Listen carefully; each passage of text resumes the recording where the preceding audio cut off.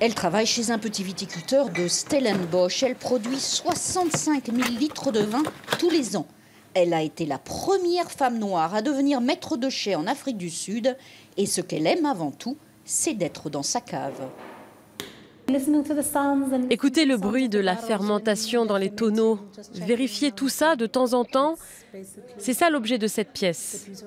C'est comme si on était seul au monde, loin de tout, même si je sais que c'est là où que tout se passe. Les moments de calme sont bien rares dans sa vie de femme pressée. Nsiki exporte son vin vers les États-Unis. Elle est toujours entre deux avions. Originaire d'un village pauvre du KwaZulu-Natal, elle n'aurait jamais pu imaginer ce genre de vie.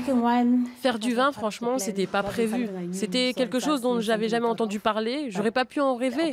Mais voilà, ça s'est imposé. L'œnologue est très connue à Stellenbosch où elle a étudié la viticulture. Mais quand elle présente son vin aux touristes de passage, elle regrette que l'industrie soit encore si fermée. Il y a encore très peu de noirs dans l'industrie. Très peu de métis aussi d'ailleurs.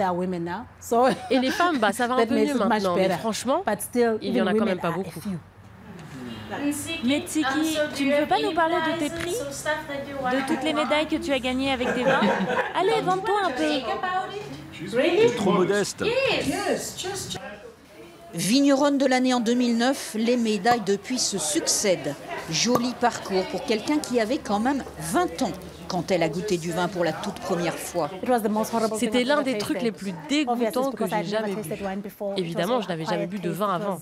Alors j'ai dû en apprendre le goût et maintenant...